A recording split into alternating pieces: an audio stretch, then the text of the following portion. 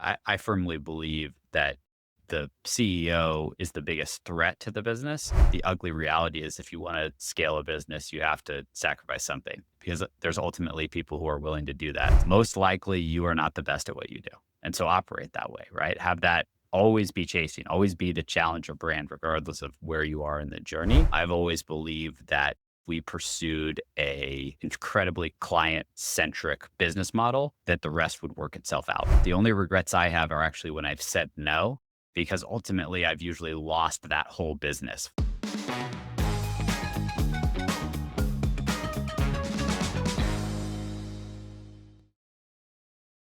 Welcome to another episode of Better Business, Better Life. I'm your host, Debra Chantry-Taylor, and I'm passionate about helping entrepreneurs live their ideal life by creating a better business. I started this show to bring entrepreneurs onto the podcast to share their journeys, the highs and the lows that go on in business, because business doesn't always grow in a straight line, and there are definitely ups and downs, and there are times when the wheels fall off too. So today's guest was a professional photographer at the age of 15. He decided early on in his career that he wanted to create an unagency. And what I mean by that, he was disillusioned with the way agencies worked and wanted to create an unagency. He's now grown that unagency from 1 to 50 people without any outside investment or help. And today he's going to share with you how focusing on growth should be about filling the funnel, putting more in at the top rather than looking at the bottom. Owen Garrity is the founder and lead creative of FPW Media. Welcome to the show, Owen. So welcome to the show, Owen. It's great to have you here this morning. Deborah, thank you so much for having me on.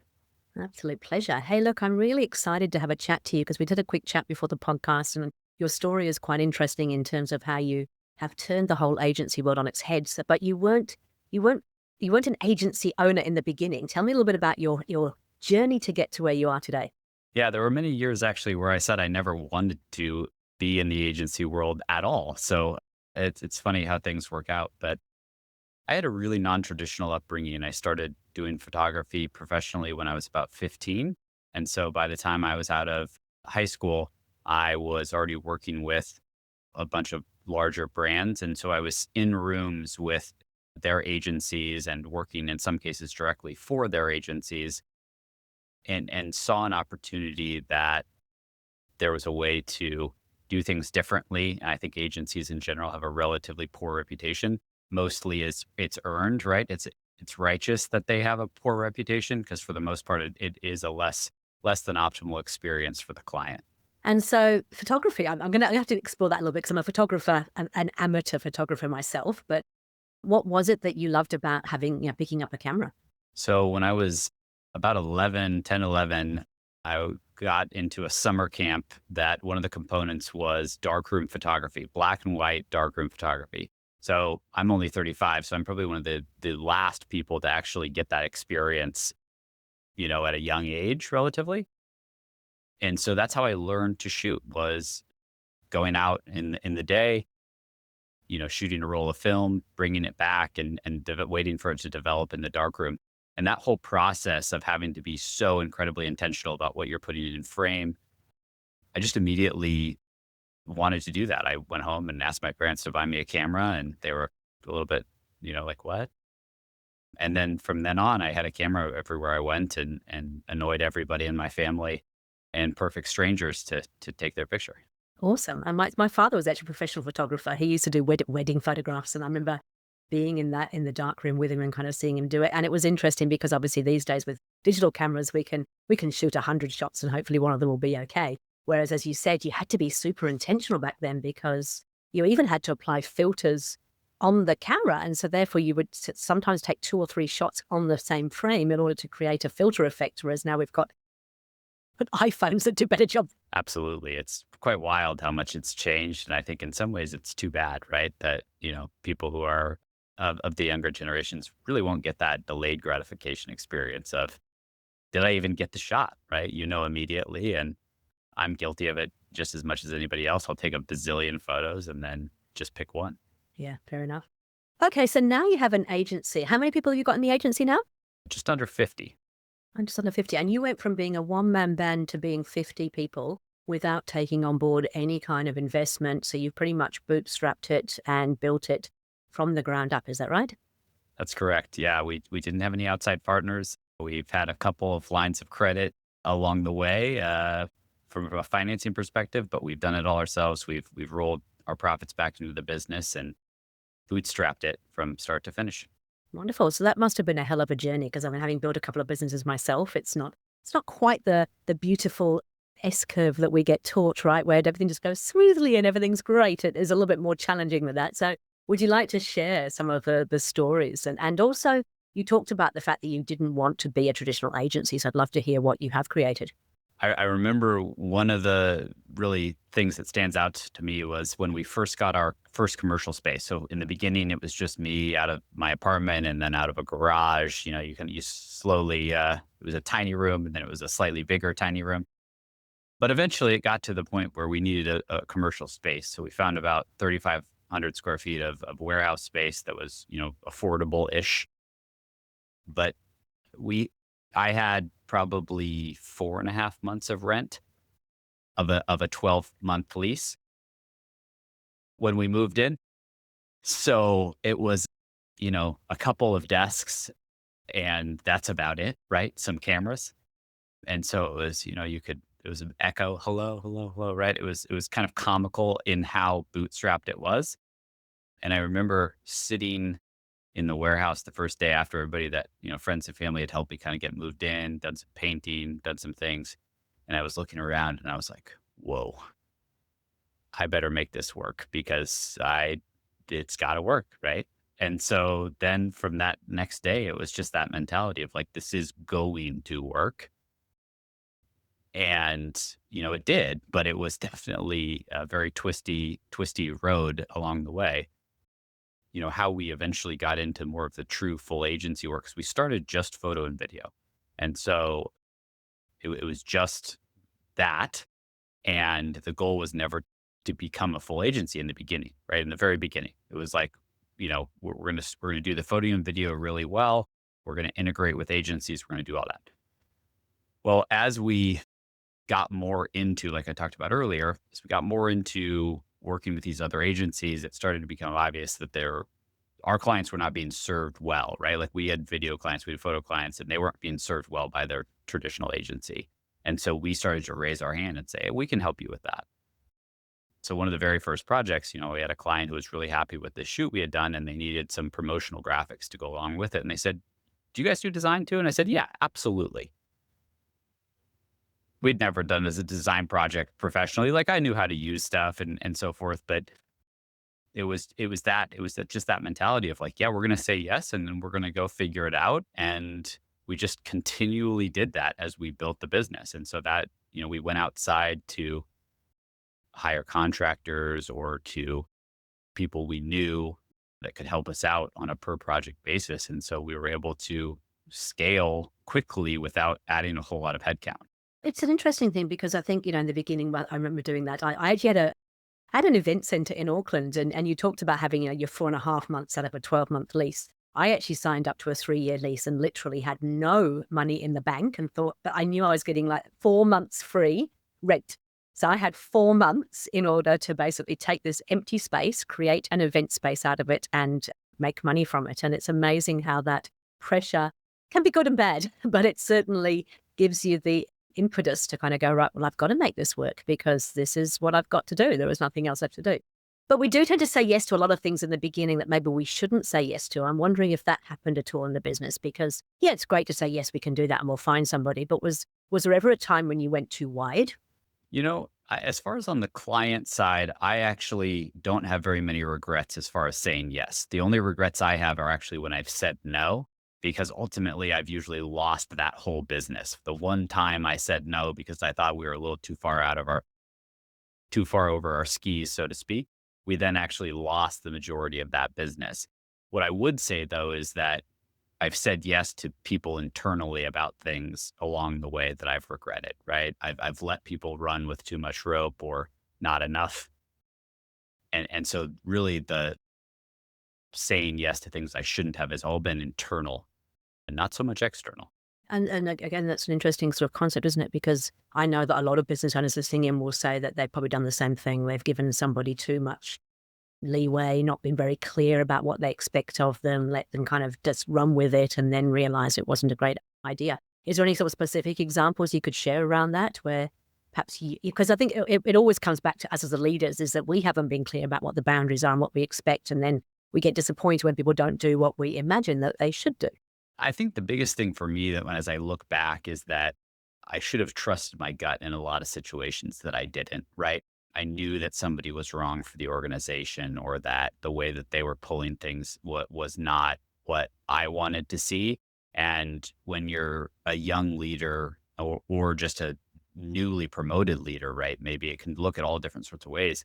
I think you tend to look externally and to undervalue your own intuition and to undervalue what you think is correct at the expense of good decision making, right? And I whenever I've gone off and looked back and been, man, I really messed that up, it's always been because I didn't go with what I thought the first right answer was. I reconsidered or I talked myself out of something that I should have otherwise done. And so as I've matured in the business, it's, refocusing on what do I actually think is the right thing to do here and why.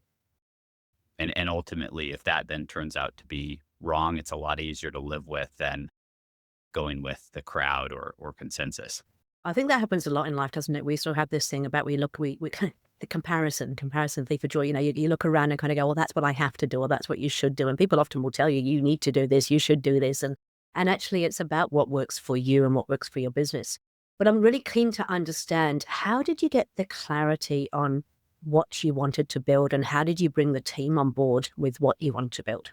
I'd love to say that I had some sort of plan that I was executing, but I think within the first year and a half, the business eclipsed my plan, right? I did have a plan in the beginning, but it so quickly was assumed by the reality of what was actually happening. And so since then, I have to say that it's really been about a couple of things. One is putting the client first, absolutely. I've always believed that we pursued a incredibly client-centric business model, that the rest would work itself out. The next is there's almost no problem that growing top line can't get you out of, right? Unless you're just so grossly inefficient, any sort of problem really you can just grow out of. And so rather than being so focused on into the weeds, why is something not working, prioritizing growth and then prioritizing what really matters, right? Which is the client experience. And then number three, trying to bring people in that have skills that I don't have, right? Being very, very honest and realistic about what am I not good at and what should I not be doing. And those combinations have been really just the guiding playbook, right? It's been less about, oh, I want to get to this specific point. It's more, I want to grow this business. And so I'm going to be like water, flow with the least resistance while keeping those three things top of mind. It's interesting, that last point you make, we call it delegate and elevate in EOS, and it's something that often entrepreneurs struggle with, right? Because we do everything in the beginning, but I think we have to recognize that there are some things that we are just shit at. And the sooner we get rid of those things, the better, because that's when we kind of mess things up. But there's also some things that we might be good at, but we don't necessarily enjoy, and it's not the stuff that really makes our heart sing. And in some respects, that can be almost as dangerous, because if you keep doing that stuff, you're not doing the stuff that really adds the most value to the business, to your unique ability, the stuff that really adds the top line revenue to the business, rather than a lot of the stuff that's in the weeds. Have you ever found yourself doing that stuff? Because, well, I'm good at it, so I might as well do it. Absolutely. I think throughout the years, it's kind of, I found cyclical, right? Like as you grow, you start to delegate, but then if things go sideways, the immediate reaction is to jump in and to pull it back. And so I've repeated that cycle many times, unfortunately, because it's hard not to. And so, really, I think what I found is just trying to see the forest through the trees of how much risk am I willing to take so that, you don't let things fall off the cliff, but at the same time, you're not overcorrecting. I've said this to a few people. It's like sometimes you have to let people make mistakes. And if they're not going to be big mistakes, it can be the best learning for them rather than you telling them what they should do or might do. If they make the mistake, there's usually a really good learning from it. So it's like how much you wouldn't want to do it with something that was really major, was going to cost you a major client or cost you millions of dollars. But sometimes it's just worthwhile letting go and letting people find their own way through. Absolutely. When you just said that, you've done it, it's a cyclical thing, you've done it a few times now. Do you have any kind of red flags now that you recognize when you know that you're going into that, you know, bringing it all back in again? Is there anything that really you can see that is a trigger for you? Most of them actually kind of go in line with what you said of like, it's also about what do you enjoy doing, right? And I think that my red flag is that when I start to become less satisfied with the day to day, it means that I am taking things back, right? That I am bringing things closer that maybe are not the highest and best use of my time, either because I feel like I have to or because I just am doing something I shouldn't be doing. And that served as a pretty good barometer, right? Because I firmly believe that, the CEO is, especially at a founder run business, is the biggest threat to the business, right? Because if I get burnt out or if I disengage, like the impact of that is so far reaching and can be really detrimental, right? So it's making sure that you're really having those check-in points and being very cognizant of your day to day because it will tell you a lot. Because, I mean, whilst culture sits with everyone in the organization, it really is the founder who is the guiding light for all of that. And if you're not on your A game and if you're not the one that is, positive, motivated, inspiring, that's going to start to trickle down throughout the whole organization.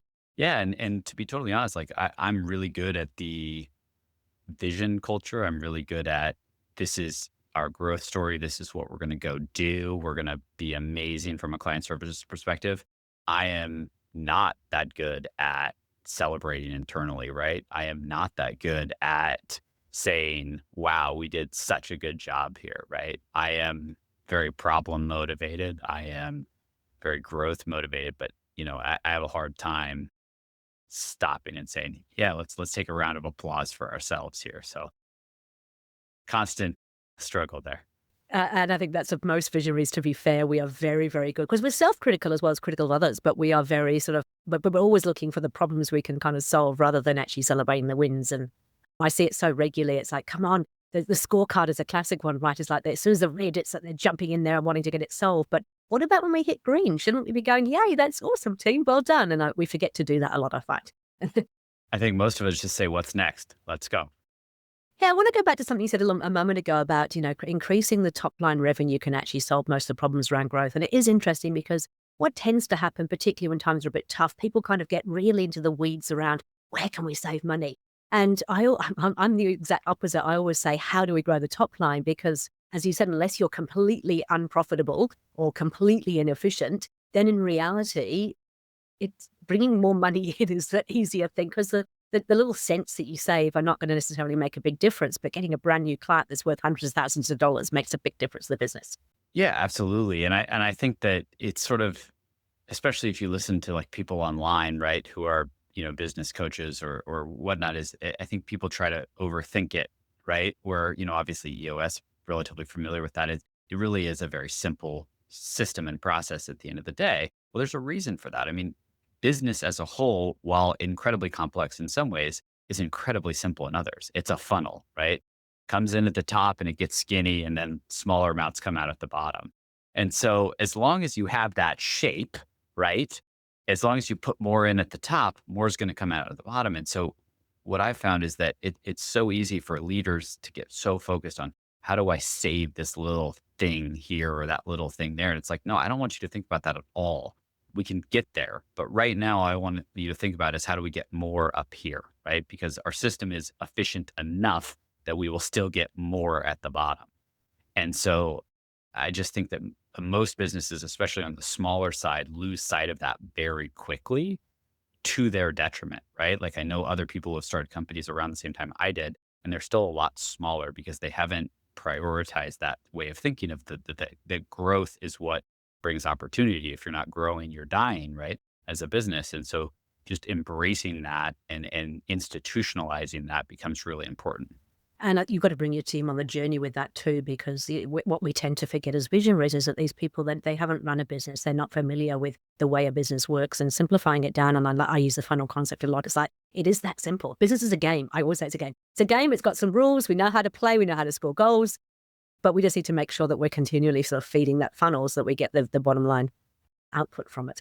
Well, and I think it's really important for everybody's people as well, right? Of like the only way that I can offer somebody a new divisional head or a new director title is that we've grown, right? Like most likely, unless there's attrition or something like that, they're not going to necessarily step out of their direct line unless there's this outsized opportunity, right? And so to be an organization that can offer people a lot of upward mobility, you have to be an organization that grows, right? And so, I would argue that that is the way to really ultimately take care of your people, is give them the opportunity to be successful and to have the growth path that they want. Be part of that growth and have and rise up to what they're particularly great at and what they love doing as well. Okay, so I'm going to ask you, because it sounds like things have been going really well, and that's absolutely fantastic. But what's been the biggest mistake that you've made in the business that you would caution others about? I would say that my biggest mistakes that I've made have all been around either hiring or not firing. That, the biggest things that have taken us off course as an organization is, I've made hires that I look back and I'm like, wow, that was just really detrimental. It set that whole area back. Or I should have recognized that this wasn't working sooner and acted sooner. But I wanted to believe that this person was going to succeed. And I'm only talking about people at the higher level, right? Because at our size, I'm only involved really in the hiring and firing of the people at the very high level. But, I made those type of mistakes over the years that if I could take those back, I definitely would. I mean, learn stuff from them, but there's definitely a few. And then I think the other one just is that, going back to that celebrating the win, right? Like I, as of today, our culture is not where I want it to be. Like it is externally, it is from a work product perspective, but from a day to day perspective, it's still not. And I just continually struggle to take the visionary mindset and package it in a way that people with different mindsets or different backgrounds can really understand and latch onto and build from. And, maybe if I talk to you in a year, I'll be like, yeah, we've got it. But I think it's always a work in progress, but it's, not getting that right is really detrimental, and you lose good people over the years if you don't have that right. Yeah, absolutely. We talk about right people, right seats, but it is interesting. So I'm sitting here kind of nodding because I've been through this myself. I've made some terrible hires over the times I've been in business. And I guess I've learned a little bit now about, I'm not actually the person who should be doing the initial interviewing, and really I'm there at the end to sort of make sure that that they're the right person. But what have you learned? Like, what would you change, or have you changed, I suppose, when you are now looking at employing senior leaders? I would say in general, really thinking beyond the resume. So it's, I think, very easy to get resume blind because you have this acute need and you see somebody, or somebody comes and they talk to you and they say all the right things. They have the skill set, but you don't probe from a cultural alignment perspective. You don't probe from a work style perspective, right? And so what we found is that we've been a lot more successful taking people who have varied backgrounds, maybe on paper aren't perfectly qualified for the role, but have the right mindset, are bought into what we want to do as an organization, are excited about what we do, right? I think that's so easily forgotten, is like you need people who are excited about building things. Because a lot of people, and there's nothing wrong with this, want to go to a job every day and have it be relatively the same. Stability. Stability is really important for some people, but not for me. Yeah. Well, yeah, we don't offer that, right? In any of our positions, really. It's going to be very varied every single day. But trying to find people that are really stimulated by that has been the big differentiator for us. Interested, do you have a coach or a mentor? Do you work with somebody that sort of challenges your ideas, or is there somebody internally that does that for you? I mean, I definitely have tried to surround myself with people internally who are comfortable, challenging, and comfortable, providing that different set of opinions. I think, in addition to that, over the years, I've worked with different CEO coaches. I've worked with different people I respect in the business world. I have kind of an informal board, I'll call it, people I call to run things by. They don't have any actual operational control in the business, but, function as a de facto board. So I get those varied opinions. So I've sourced that from a lot of different places. It's just interesting because I always sort of say it's nice to have people you can bounce things around. Because it's great when you've got somebody in the business who is prepared to do that. And obviously we build healthy leadership teams so they will do that.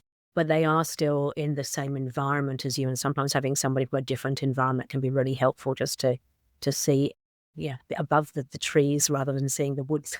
Yeah, and I can't speak that highly enough. I mean, we've also done really well by, having great like legal partners who kind of go on beyond just that, right? Like I talk to our lawyer way more than I need to, but she provides that backstop, right? Of like, what do you think about this? Because she sees so many different people's businesses. Our accounting firm, one of the principals over there say, serves that same type of relationship as well. So leaning on the partners externally too that are at a high level to help you gauge decisions has been really helpful as well. Fantastic.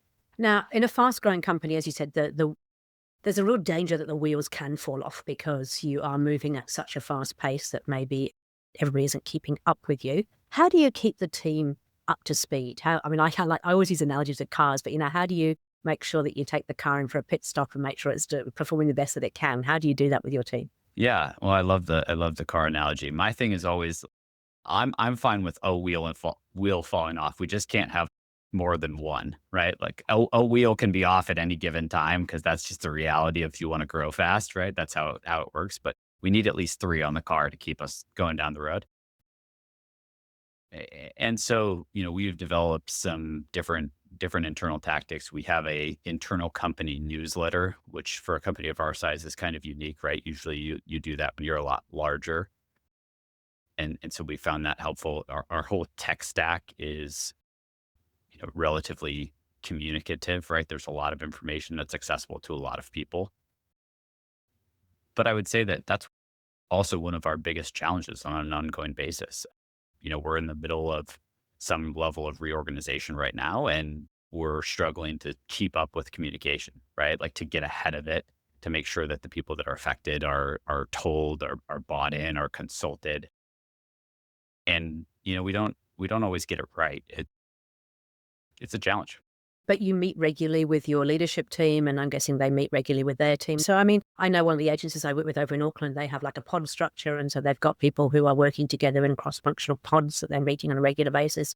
What kind of structure do you have to keep that alive outside of the technology? Yeah. So we have a Monday morning meeting with the leadership group as a whole. And then we have an executive leadership group that's the one step above that also meets on a weekly basis.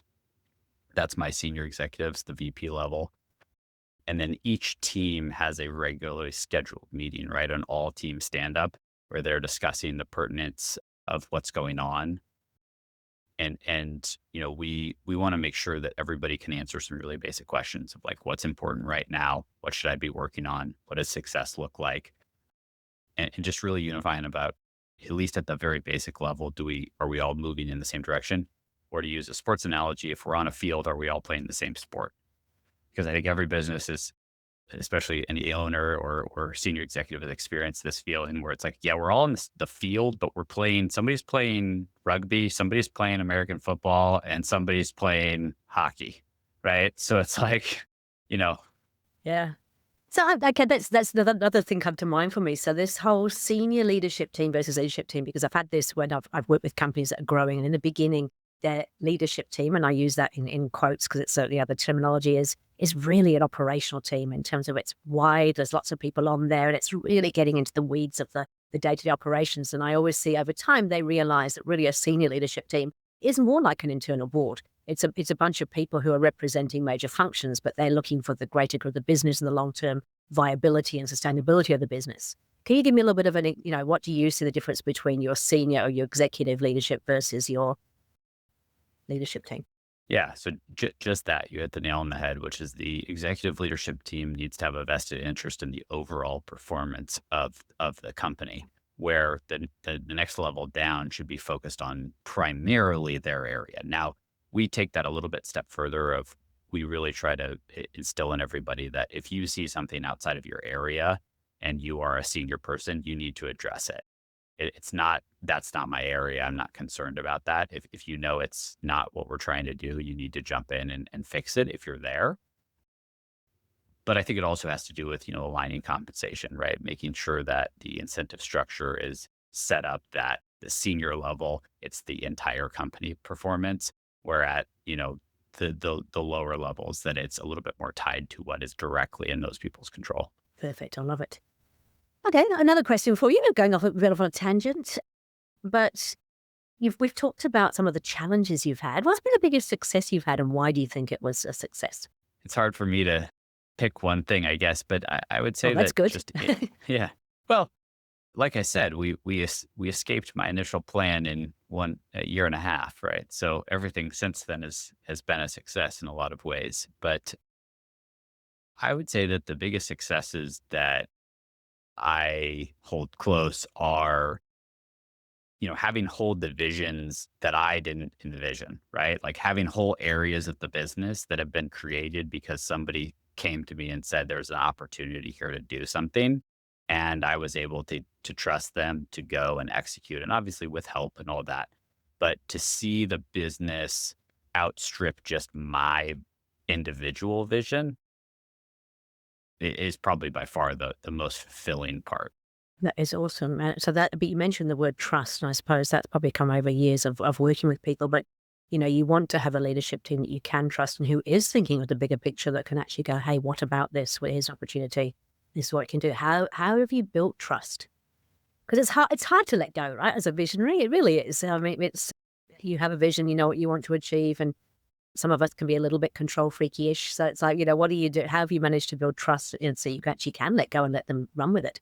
Yeah, at least for me, and I wish I had a more complex answer, but it's just reps, right? It's really just seeing how people perform with different inputs over and over again and being able to give them your opinion and your coaching to a point where you have this level of confidence that they're just going to get it done, right? And in many ways, when you start to see them do it in a way that you wouldn't have considered, but is more effective, that the outcome, right? Like we are very outcome based as an organization. We try really hard not to get too caught up in the how, but it's because at the end of the day, it's what is the most efficient way from A to B. And so it's all we care about is the did we get to B. And so when you start to see people that you're working with get to be faster or easier or better than you would have, that's where it's really easy to start trusting. But at the same time, it's trust but verify, right? It's always be auditing, checking back in, making sure that, things don't fall through the cracks. And I agree with you. It is about reps. I mean, at the end of the day, it's sort of the more that the team can work together, the more the team is able to explore things together, and the more they deal with issues together, the more the trust kind of goes. So, I mean, the sooner you can start to get that communication, those conversations, those things going, the better, which means you can build the reps up much more quickly, and then it's easier to let go. But for some people, it's hard. It's hard to share. So, I mean, I don't know, do you share, out of interest, do you share your revenue with your team and your profitability and the high level numbers?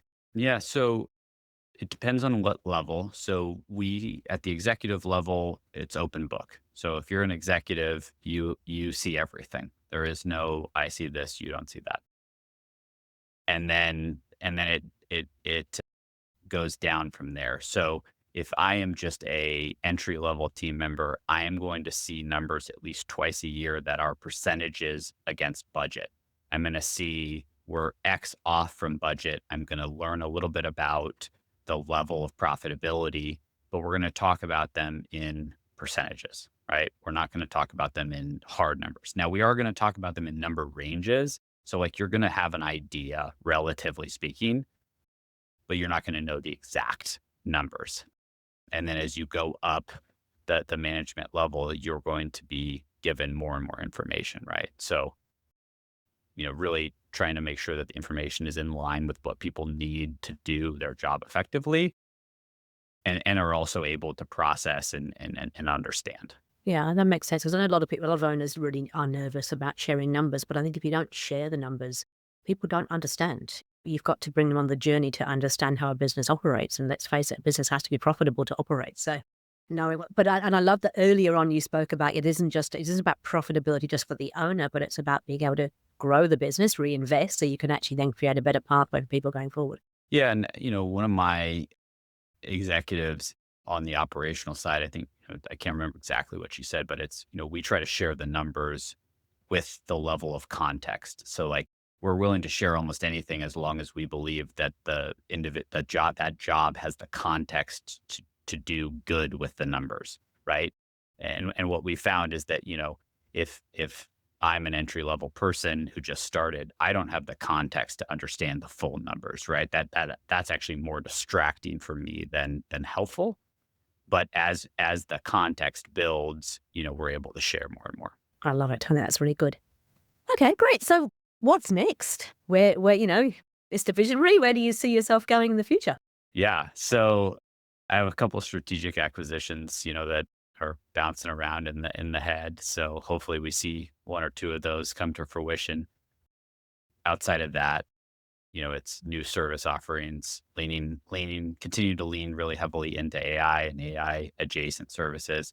We're starting to do a lot of consulting in that space where we're helping clients implement AI more effectively into their tech stack, which is a little bit outside the normal sort of marketing agency realm. It sort of ventures into the consulting realm, but because so much of that is then used for marketing and sales operations, it's kind of a really natural fit. So continuing to lean in there, build out that as a service offering, and then, just continue to expand the overall industries that we serve, right? Every time we kind of open a new vertical or business sector, we try to really make sure that we have the staff that understands that industry and so forth. So I've got a couple industries that we want to bring online that we maybe don't have the level of penetration in right now that I'd like.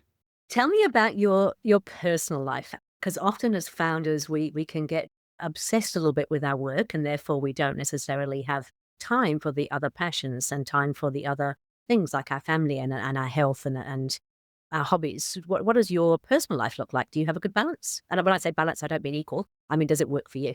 I mean, it works. Do I have a good balance? No. I think I have this belief that the ugly reality is if you want to scale a business, you have to sacrifice something. And so that means that you have to over prioritize work, in my view, because there's ultimately people who are willing to do that. So you have to outcompete them at the end of the day.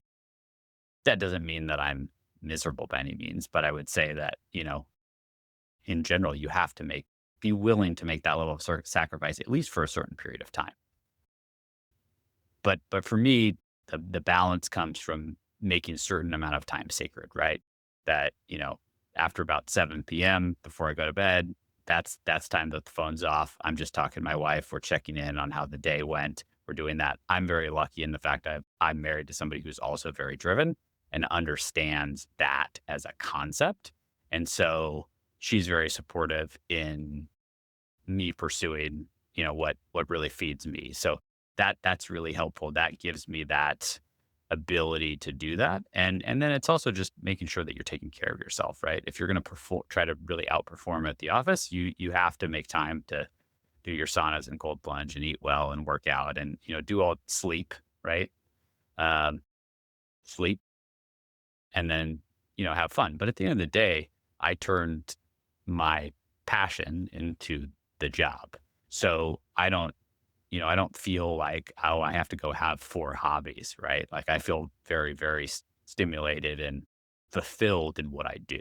And so for me, it's not like I have to have all these outside interests. I have a few, I like to golf, like to garden, like to walk, take walks in the woods, do that kind of Well, stuff. but they're all hobbies and things. That's great. And I suppose, I mean, what I'm hearing you say is that, you're making time with your family. You are making time because we have to be healthy. Like I said, sleep is one of the most important things, but also the more physically and mentally fit you are, the easier business becomes because you can just deal with things a whole lot better. I noticed on your LinkedIn profile, you got a picture of some mountains. Is that actually you in front of the mountains, or what's the significance of the mountains?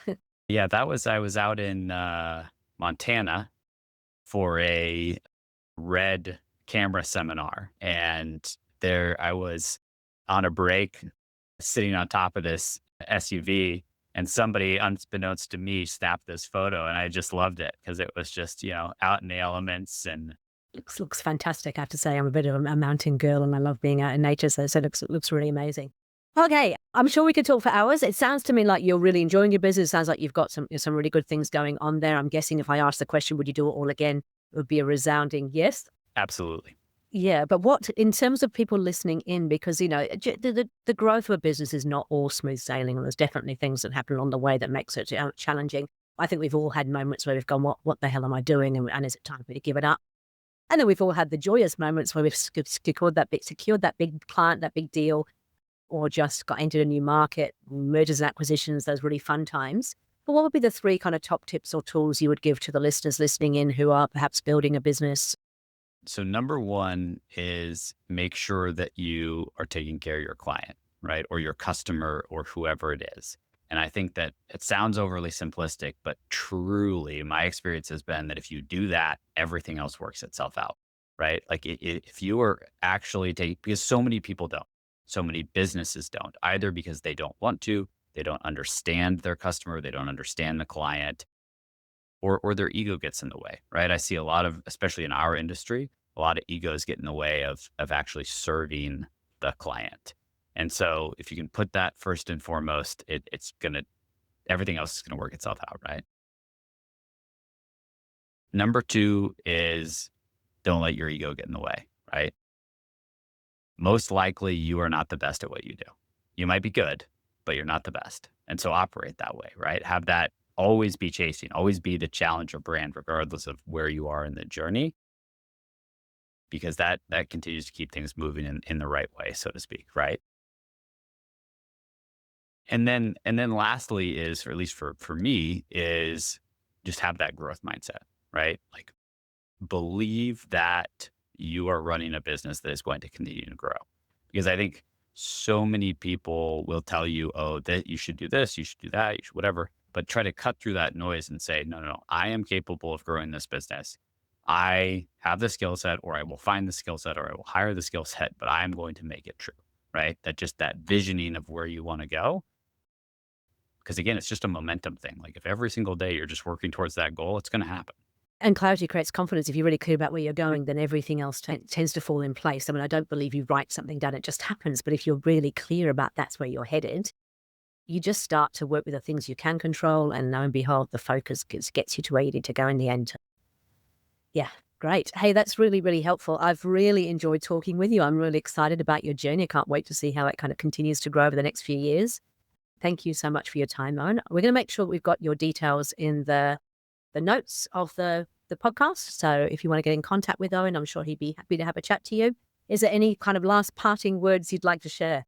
Last parting words I would say is listen to yourself, right? At the end of the day, as a senior executive or a business owner, everybody's going to tell you their way, but do it your way. I love it. I'm just going to share one very last quick story for me. It's been interesting. I have a couple of businesses, and one of them is my EOS practice. And the EOS practice, we're always told, you need to work people in your backyard. You don't want to travel to visit clients. You should be working and I used to live in Auckland. I've just moved to Melbourne. What I've actually realized is I love to travel. And so for me, I don't want to work in my backyard. I actually want to travel. I enjoy it. I enjoy the process of, actually traveling and then going to new places. And so I've had to just go, yeah, that might be what most people want to do, but it isn't what I want to do. And that's okay. Absolutely. Well, keep up the good work, Owen. Thank you so much for your time. Thank you for sharing your wisdom. Thank you for sharing your journey. Really appreciate it. Thank you so much. Thank you.